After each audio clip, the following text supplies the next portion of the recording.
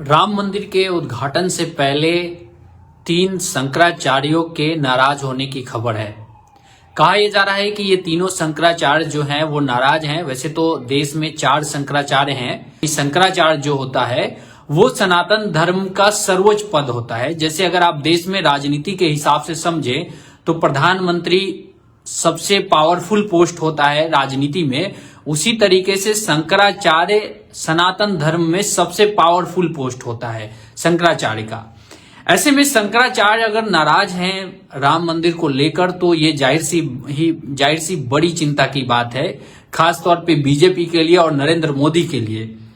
दरअसल कहा यह गया कि शंकराचार्य 2 वजहों से नाराज चल रहे हैं। पहला वजह यह था कि जो राम मंदिर ट्रस्ट के जो सदस्य हैं चंपत राय जो हैं, उन्होंने ये कह दिया था कि जो राम मंदिर बन रहा है ये रामानंदी संप्रदाय का है और इस पे जो अधिकार है वो रामानंदी संप्रदाय का होगा, शैव संप्रदाय या शाक्त संप्रदाय का नहीं होगा।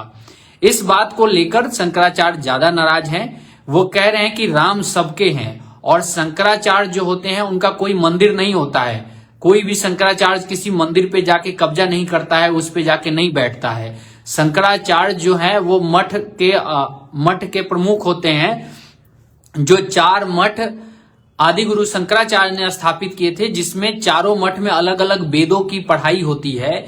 और अगर कोई भी धर्म से जुड़ा मामला होता है जो कहीं भी क्लियर नहीं हो पाता है तो वो शंकराचार्य के ही परामर्श से अंतिम जो सलाह देते हैं वो शंकराचार्य ही देते हैं। अंतिम जो कहें कि आदेश होता है वो शंकराचार्य का ही होता है।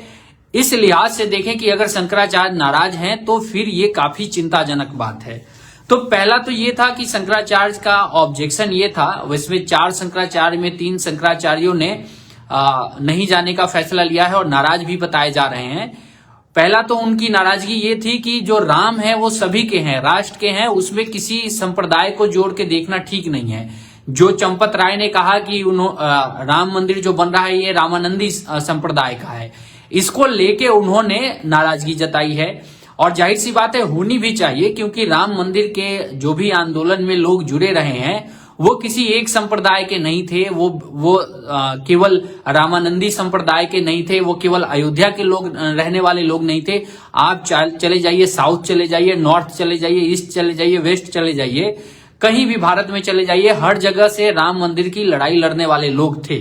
तो शंकराचार्यों का सबसे पहला ये जो ऑब्जेक्शन था वो इसी बात को लेके था कि जो ये चंपत राय हैं जिन्होंने समाज को, सनातन धर्म को बांटने का वाला बयान दिया है, इनको तुरंत इस ट्रस्ट से, राम जन्मभूमि तीर्थ ट्रस्ट जो बना है, इससे तुरंत हटाया जाए।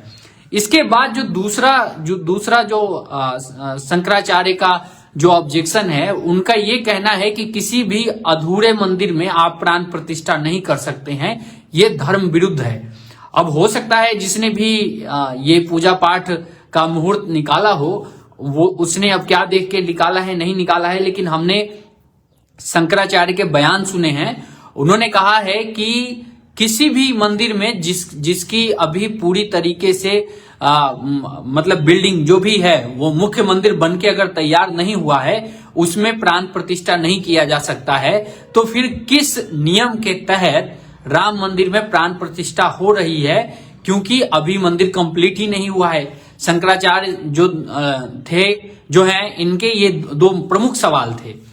इसके बाद लोगों ने कहा कि शंकराचार्य जो हैं वो बीजेपी विरोधी हैं, वो नरेंद्र मोदी के विरोधी हैं। तो वहां पे शंकराचार्य ने 2 शंकराचार्यों का मैंने बयान सुना है। उन्होंने कहा है कि ना तो हम बीजेपी के विरोधी हैं ना नरेंद्र मोदी के विरोधी हैं। हम बीजेपी को और नरेंद्र मोदी को यह धन्यवाद करना चाहते हैं कि उन्होंने सनातन समुदाय, सनातन धर्म में जो लोग सोए हुए थे उनके अंदर चेतना भरने का काम किया है। बीजेपी ने जो काम किया है इसके लिए वो निश्चित तौर पे बधाई के पात्र हैं कि उन्होंने सोते हुए सनातन धर्म को जगा दिया है। लेकिन राम मंदिर जैसे बड़े प्राण प्रतिष्ठा वाले कार्यक्रम में अगर अधूरे मंदिर में अगर प्राण प्रतिष्ठा का कार्यक्रम कर दिया जाता है तो इसका मैसेज आने वाले कई 100 साल तक जाएगा, क्योंकि नियम के विरुद्ध है कि आप अधूरे मंदिर में कभी भी प्राण प्रतिष्ठा नहीं करेंगे। ये एक बड़ा सवाल है। मुझे लगता है ये सवाल हर किसी को पूछना भी चाहिए कि आखिर ऐसा क्यों हो रहा है। क्या नरेंद्र मोदी इंतजार नहीं कर सकते थे कि 2 महीना 3 महीने बाद भी हो सकता था, क्योंकि 2-3 महीने में मंदिर होपफुली बन के जो मुख्य मंदिर है वो तैयार हो जाता।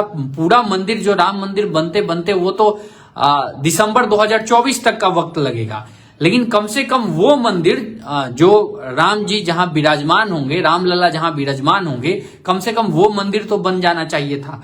लेकिन खैर, अब जो भी है, शंकराचार्यों ने जो सवाल उठाए हैं वो धर्म संगत सवाल हैं। मैं कई सारे और साधु संतों के भी बयान देख रहा था।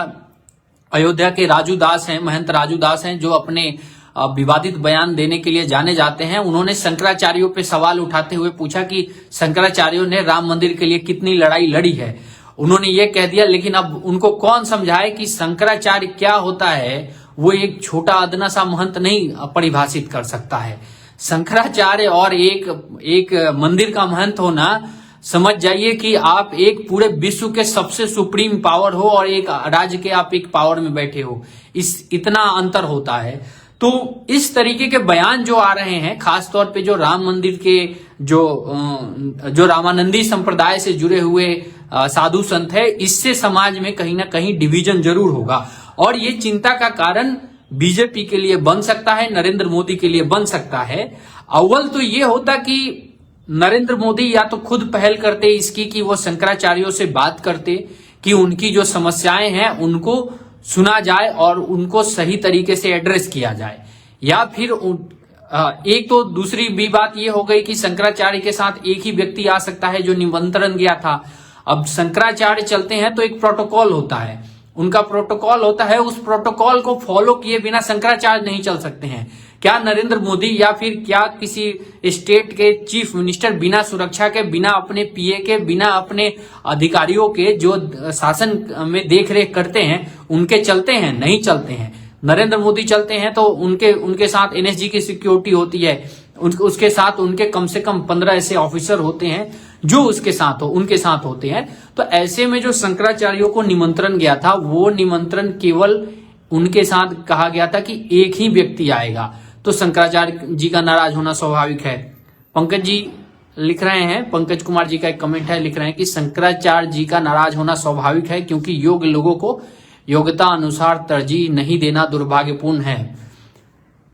ये जो आपने पहली लाइन लिखी है ना पंकज जी, आपने इतना सही लिखा है कि इसको मतलब कहें कि पूरा पेपर आपने एक लाइन में लिख दिया है। दरअसल हिंदू धर्म में जो सर्वश्रेष्ठ पद होता है वो शंकराचार्य होते हैं। कायदे से इस मंदिर के कार्यक्रमों में शंकराचार्य की भागीदारी होनी चाहिए।